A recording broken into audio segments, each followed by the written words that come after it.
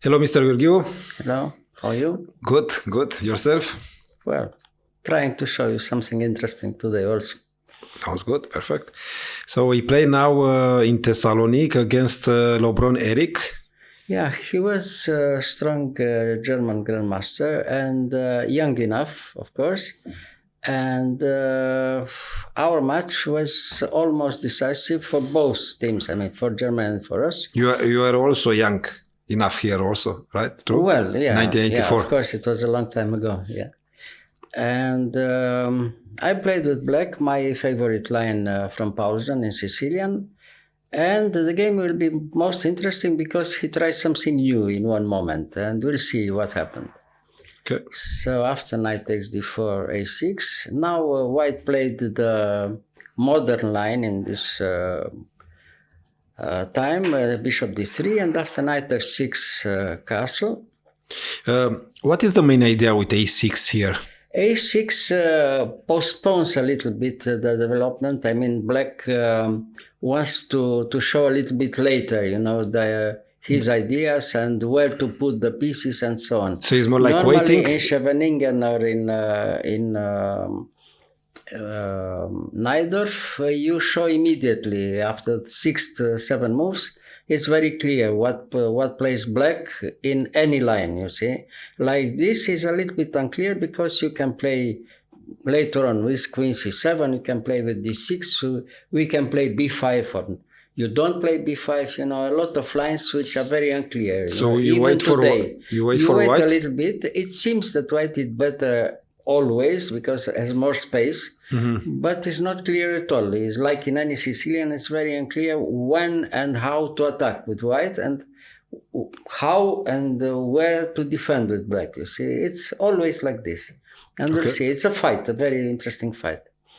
So after castle d6, now the alternative instead of d6 is queen c7, which is also interesting, but it's completely different, you know. So, okay, d6 is all right, it's normal. And after c4, white wants a little bit more space, as usual. This is the normal line with c4.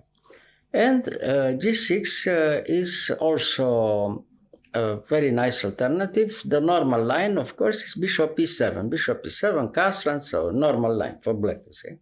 After g6, we put the bishop in g7, and we have another possibility to play for black. A little bit more complicated, but it's interesting also. Okay, knight c3, bishop g7, rook e1, castle, and bishop f1. This is normal because now white wants to show that black has still a small weakness on d6, the pawn from d6. It can be attacked later on, you see, not immediately, but later on. It's more or less a little bit weak, you see. So, okay, so bishop f1, knight bd7, and bishop e3. And after bishop e3, queen c7, as always, white wants a little bit more space. You know, in one moment gives you the possibility to go wrong because you don't have to, you know, too much space for your pieces. That is the idea, you know. So it's move by move. So rook c1.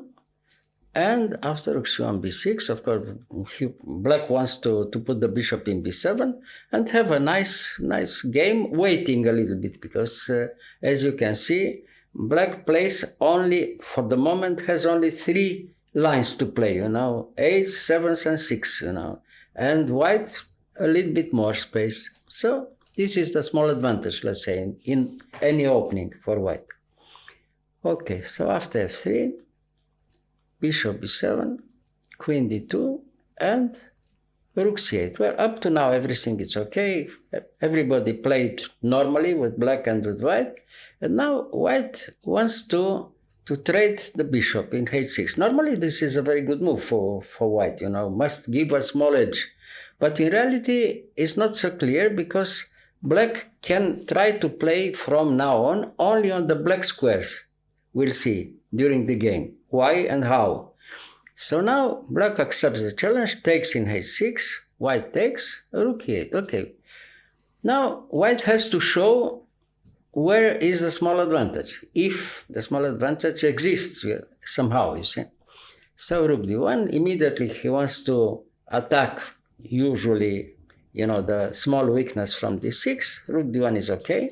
Queen b8. Black has to wait, of course, preparing a little bit of counterplay on the other side, on the queen side. You see? So, right, knight c2. He wants to come with the knight, maybe if he has time, in g4. Well, for the moment it's impossible, but the knight from e3, for instance, wants to come on the king side, have some threats. Okay, queen c2, queen e5, well, queen e3, and now very good move, bishop c6. Knight e3, knight e3. Knight e3, no, black has to play, and black played here, I think, bishop c6, yeah. Yes. Bishop c6 is a very good move because black wants to play immediately b5. If he has time to play b5, it's okay. Counterplay immediately, and black has always a good game, move by move. So white doesn't allow this and plays a4. Well, okay, now after a4, it's clear. He doesn't give you any tactical chance on the queen side, but in the same time allows you to play on the black square, as I told you before. If later on you decide to play with black a5, you don't have the threat to play in one moment b6, b5, but you control the black squares and you have the possibility to put a strong knight on c5 later on during the game. This is a very good idea. But from now on, we play a strategic game from here. It's more strategic than tactical, So my opponent didn't really understand very well the situation. Probably he thought that white is clearly better because he has a small edge all the time, if you look at the position. But in reality, black has a very strong position and no problems at all, has only to defend very well in any position. So we'll see.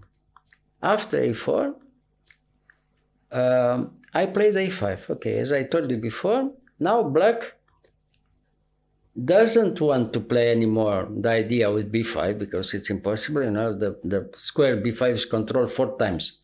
So he plays a5, stops the idea b4, giving white much more space, and at the same time prepares the idea knight d7, knight c5. Very good position for black, in any phase of the game. So now on, he has to continue with white. Rook d4, normal move. Rook d4 provokes the next move, knight d7. And at the same time, he wants to come with the other rook in d1. Okay. But wasn't better to move this knight instead? No, the knight from e5 is good because the knight from f6 has to stay on the king side, around the black king, to defend? To defend the position. We'll see during the game. So knight d7 is a good move. And now exactly on time, after rook d1, knight c5. Okay, now we attack the pawn from a4 and we control all the black squares in the center and on the queen side. So now it's very difficult to show that white has something in this position. After knight h4, he has to continue positional because any other possibility was impossible. It was bad to play, for instance, g2, g4, because that, now the white king on h1 is a little bit unprotected after g4. g4 is a bad move, of course. h4 doesn't give anything because it has another weakness on g3, so queen h4 is normal. But after queen h4, king g7, well, from now on we have the first important moment, tactical, because instead of king g1, he could, if you look at the position, he could, for instance, play immediately rook d6. After rook d6, rook takes d6, e5. That could be an idea, but it's not good. Black wins, of course. Look here, if white takes, for instance, in d6, rook takes d6, e5. And after e5, we simply take in d1. Let's say take in d6, so yeah. And now e5, now. Rook takes d1. And after e takes f6 check, king h8 wins for black. Because there's no mate threat, and we have exchange up and win with black, you see. It's not enough. White has something, but it's not enough. Now, exchange down. even queen e5 probably wins in this position. It's no mate. If he's not mate, black wins. Exchange up, rook d8, everything wins. In this position. Queen d6 wins, queen e5 wins. Not immediately, but later on in a few moves. So it's impossible to take in d6, and has to wait and to prepare. And king g1. Okay, he's waiting. h6, very good move again. Why you didn't took the pawn? Where? In a4? Yes. Well, we don't want our pieces to go too far, If you go too far with our pieces, maybe we have some problems on the other side. It's better to be very close, first of all, of our king in g7. The safety of our king is much more important than a small pawn from a4. We'll see during the game. So h6 is protecting everything. It's a very strong move. Now again, white has to take a decision. So he played knight b5, normal move. So, okay, now he understood the position is more or less even, and black has enough for any counterplay, So, okay, he was probably content to have an even game here, because he was approaching also the time trouble. So he played knight b5, I took in b5, he took with c, and queen c7. After queen c7, he played queen g3 and he proposed draw in this position. Well, we were both a little bit in time trouble. Myself a little bit less, but still time trouble. He was in bigger time trouble and the position is very unclear. Okay, he proposed draw after knight g3, and I answered by playing d5. I refused, of course, draw. It was very important for our team. And now he has to take a decision.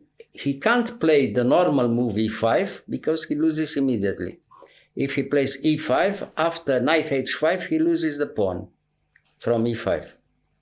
He has to go away with the queen and he loses the pawn from e5. And the position is very bad if he loses the pawn. Okay, if he doesn't have the possibility to play e5, he has to trade queens. And after this, black is clearly better in any position. So we take back, and he took in d5, and we took back with the pawn. Now, what to play? If he plays immediately knight takes d5, it's very unpleasant. It probably is lost for white. Because if he takes there, we can recapture the pawn in a4 and better ending, but we can also play rook c7 to d7, and it's very unpleasant for white because he's pinned, completely pinned, And we can move with our knight taking the pawn from a4, we take back the pawn, and we, in time trouble, the position is very unpleasant for white and probably lost, in a few moves. So, okay, he tried to complicate again, and he played b4, but after b4, he's lost again, tactically this time. Now, after knight e6, Zugzwang, what to play? Has no time to play something, you see, because he has to go away with the rook, no? So he has to go back in d2. And now we took in b4. He has to try to recapture the pawn, no? And now after rook c3, Zugzwang again. What can he play? Knight c2 or knight c4? Knight c4 is a very big blunder, of course. He loses a piece. Right? But he was in such a tight trouble that he played knight c4 and he lost immediately in 2 moves. So I took in c4, he took in d8, I took in d8, now he took in d4, and before he realized his piece down. And he gave up, of course. Yeah, he resigned. But instead of this, he could play knight c2, but even after knight c2, he is clearly worse. Knight c2, we can play even here b3, for instance. And after b3, what to play? Knight a1 or knight b4. But he didn't recapture the pawn. If he plays knight a1, after knight c5 is clear. Black is winning. Pawn up and no counterplay at all for white, you see. So we can say that strategically, black won a very nice game where the opponent didn't really understand very well, the small, ideas for both. I mean, where could black play better? Why did he play better? Why did he have some small edge and so on, you see. From a position which at the first sight didn't give any idea, for black or for white. More or less even, but not completely. I mean, we could play with white and with black. And in such a game, the small things like this are always decisive.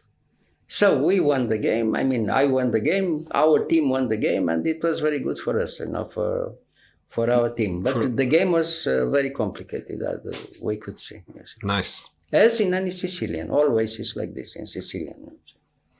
All right. Yeah. Okay. Thank you, Mr. Gheorghiu. Yeah, it was not really very spectacular, but at the end, everything happened. At the end, we had a very nice... you realized the point. Yeah, the we realized victory. that point. At the end, it's very important tactically also, But before, it was very nice strategic game. Strategically, it was very nice game. Yeah. Just okay. Yeah. Thank you. You're welcome.